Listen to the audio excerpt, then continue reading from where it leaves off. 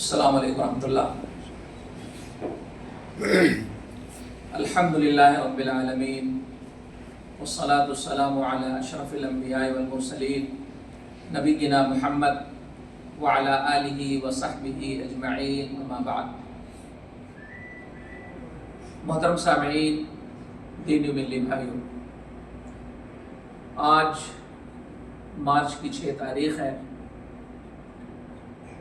جمعہ کا دن ہے، اور خطبے کا ترجمہ آپ حضرات کے سامنے پیش کیا جا رہا ہے۔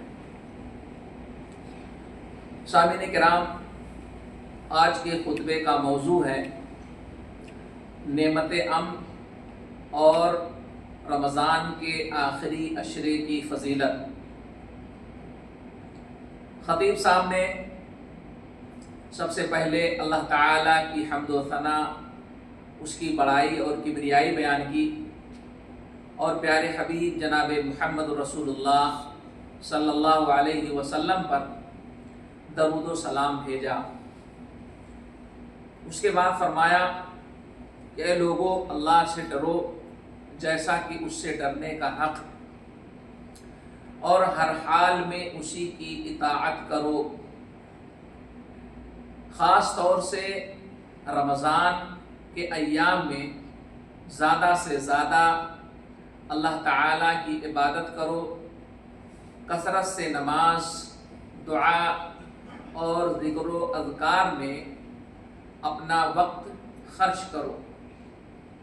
فرمایا کہ رمضان فرصت کی گھڑی ہے ان لوگوں کے لیے جو اس مبارک مہینے کو پائیں، اور ان لوگوں کے لیے بہت بڑا خسارہ ہے جو رمضان کا مبارک مہینہ پا کر کے اسے ضائع کر دیں۔ اللہ فرماتا ہے سابقوا الی مغفرۃ من ربکم وجنۃ عرضها کعرض السماء والارض۔ اے لوگو، اپنے رب کی مغفرت اور اس کی بخشش کی طرف اور ایسی جنت کی طرف دوڑ پڑو جس کی چوڑائی آسمان و زمین کے برابر۔ اعدت للذین آمنوا باللہ ورسلہ، یہ ان لوگوں کے لیے تیار کی گئی ہے جو اللہ پر اور اس کے رسول پر ایمان لاتے ہیں۔ ذالک فضل اللہ یؤتیہ من یشاء واللہ ذو الفضل العظیم، یہ اللہ کا فضل ہے، جسے چاہتا ہے نوازتا ہے، اور اللہ بڑے فضل والا۔ میرے بھائیوں، خطیب صاحب نے فرمایا کہ جب اللہ تعالیٰ کسی کو توفیق دیتا ہے تو اسے حق کے اوپر جما دیتا ہے، اور ہر حالت میں اسے ثابت قدم رکھتا ہے، چاہے آسانی ہو یا پریشانی، اور مومن ہر حال میں اللہ تعالیٰ کا شکر ادا کرتا ہے، چاہے سختی کا عالم ہو یا آسانی ہو، ہر حالت میں وہ انبیاء کرام کی سنت کے مطابق چلتا ہے۔ میرے بھائیوں، آج کل جن حالات سے ہم اور آپ دوچار ہیں، ہمیں اور آپ کو چاہیے کہ ہم حکمت کا مظاہرہ کریں، عقل مندی کا ثبوت دیں، اور ایک عقل مند مومن ہر حال میں، خاص کر ان حالات میں اپنے رب کی طرف رجوع کرتا ہے۔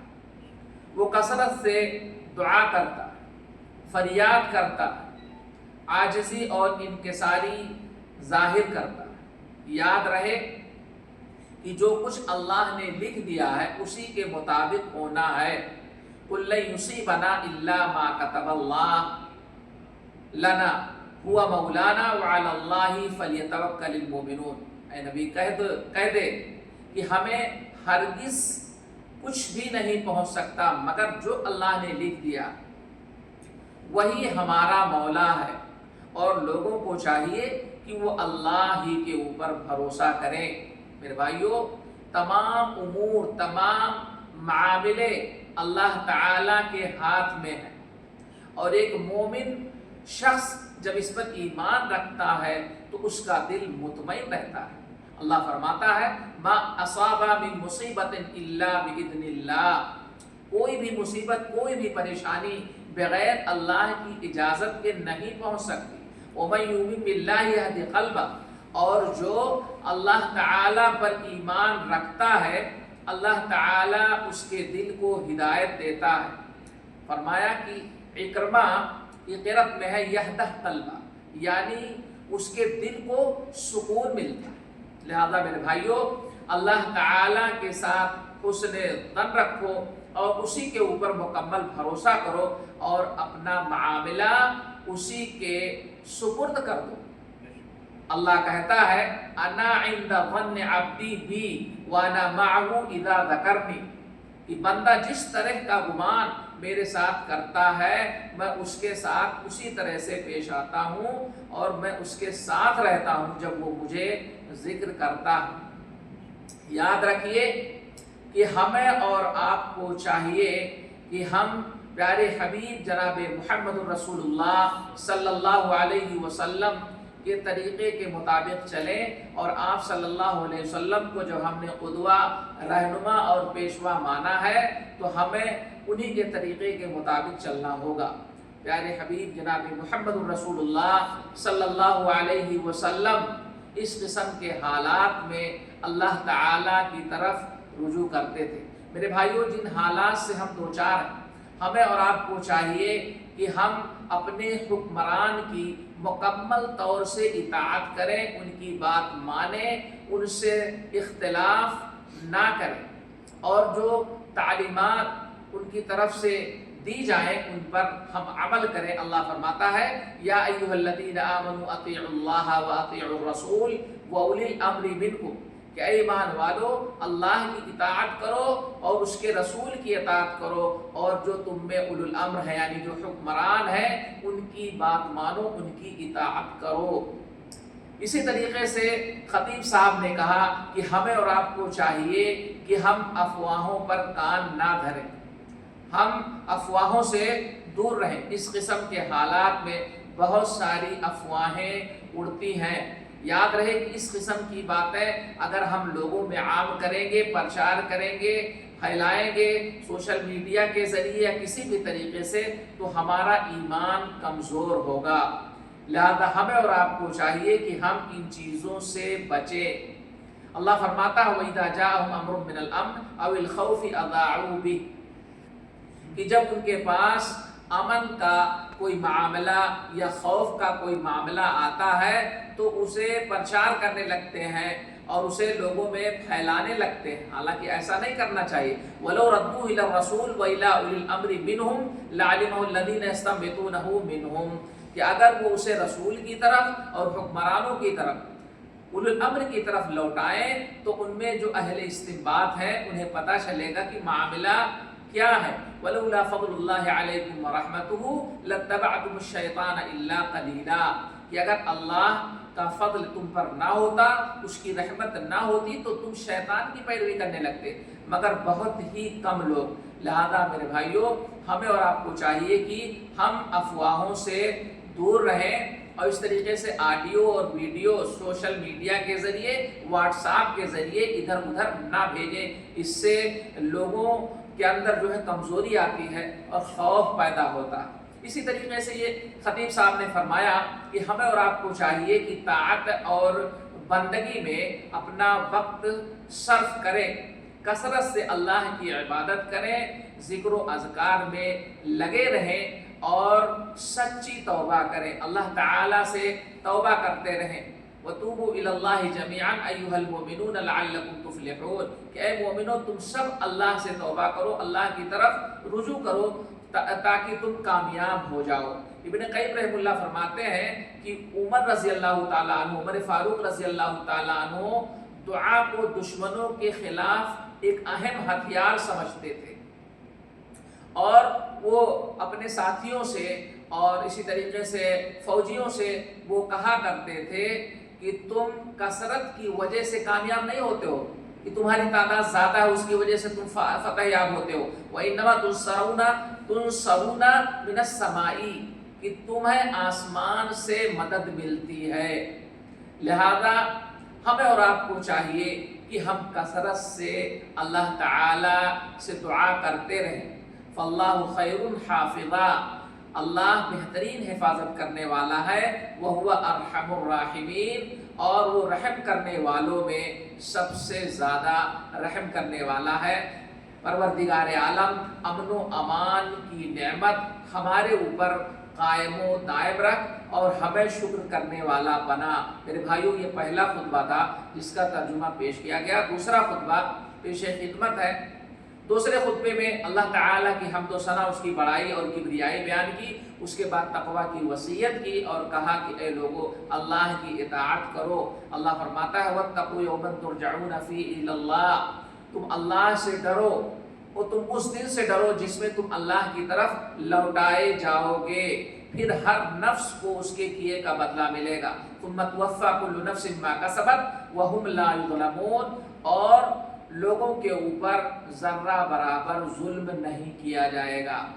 فرمایا یہ جو مبارک ایام چل رہے ہیں، ہمیں اور آپ کو چاہیے کہ ہم اس سے فائدہ اٹھائیں، اور اصل جو اعتبار ہوتا ہے وہ آخری گھڑی کا اعتبار ہوتا ہے، یعنی آدمی آخر میں اگر نیک کام کرتا ہے تو وہ شخص کامیابی و کامرانی سے ہمکنار ہوتا ہے۔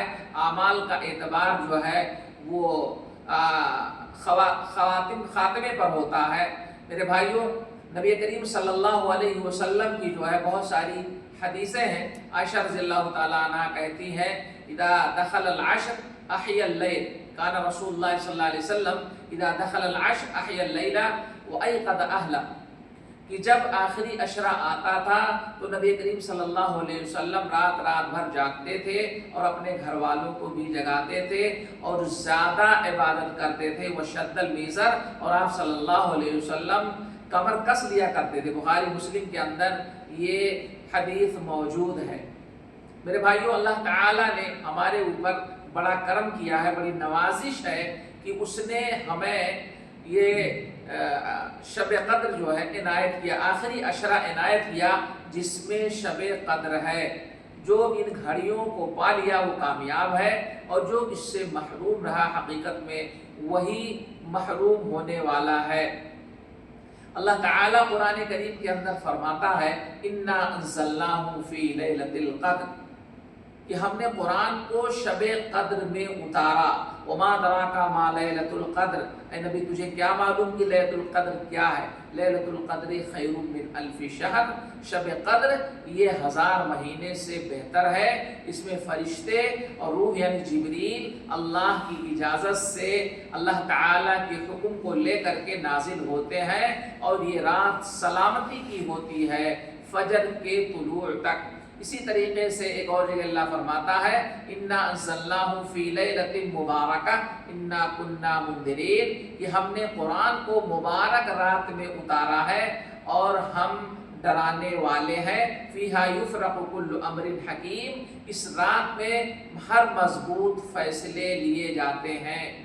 حدیث ہے، پیارے حبیب جناب محمد رسول اللہ صلی اللہ علیہ وسلم نے فرمایا من قام لیلۃ القدر ایمانا واحتسابا غفر له ما تقدم من ذنبه، کہ جس نے شب قدر میں ایمان کی حالت میں ثواب کی نیت سے قیام کیا اس کے پچھلے سارے گناہ معاف ہو جاتے ہیں۔ میرے بھائیوں، ایک اور چیز ہے آخری عشرے میں جو کی جانے والی ہے، اسے اعتکاف کہتے ہیں۔ اعتکاف کی بڑی فضیلت ہے۔ پیارے حبیب جناب محمد رسول اللہ صلی اللہ علیہ وسلم آخری عشرے میں اعتکاف کیا کرتے تھے، اور اعتکاف کے اہم مقاصد میں سے ایک یہ ہے کہ شب قدر مل جائے، اس لیے کہ آدمی 10 دنوں تک وہ سب سے کٹ جاتا ہے، صرف اللہ سے جڑتا ہے، تو زیادہ امکان ہوتا ہے کہ اسے شب قدر مل جائے۔ ایک حدیث پیش کی ابو سعید خدری کی کہ رسول اللہ صلی اللہ علیہ وسلم نے رمضان کے پہلے عشرے میں اعتکاف کیا۔ جبریل آئے اور صحابہ کرام نے بھی آپ صلی اللہ علیہ وسلم کے ساتھ اعتکاف کیا، تو جبریل آئے اور کہا کہ جو ڈھونڈ رہے ہو وہ آگے، یعنی شب قدر آگے۔ پھر آپ صلی اللہ علیہ وسلم نے دوسرے عشرے میں اعتکاف کیا، تو جبریل آئے اور انہوں نے کہا کہ جو چیز آپ ڈھونڈ رہے ہو وہ آگے ہے۔ پھر نبی کریم صلی اللہ علیہ وسلم لوٹ گئے اور آپ نے فرمایا کہ مجھے شب قدر دکھائی گئی ہے لیکن پھر مجھ سے جو ہے وہ بھلا دی گئی، لیکن یہ آخری عشرے میں ہے۔ اور آپ صلی اللہ علیہ وسلم پھر آخری عشرے کے اندر قیام کیا کرتے، آخری عشرے کے اندر اعتکاف کیا کرتے تھے اور کثرت سے اللہ تعالیٰ کی عبادت کرتے تھے۔ میرے بھائیوں، آخر میں یہ نصیحت کی فرمایا کہ یہ دنیا چند گھنٹوں اور چند دنوں کا نام ہے، لہذا ہمیں اور آپ کو چاہیے کہ ان گھنٹوں میں اور ان ایام شب و روز میں اللہ تعالیٰ کی کثرت سے عبادت کریں اور اللہ تعالیٰ کو راضی کریں۔ میرے بھائیوں، یہ تھا آج کا خطبہ جس کا ترجمہ اور خلاصہ آپ کی خدمت میں پیش کیا گیا۔ آج 6 مارچ 2026 ہے اور یہ ترجمہ خطبے کا پیش کیا گیا جامع عکاشہ حی الفیحاء ریاض کے اندر۔ اللہ تعالی ہم سب کو نیک عمل کی توفیق دے، آمین۔ السلام علیکم ورحمۃ اللہ وبرکاتہ۔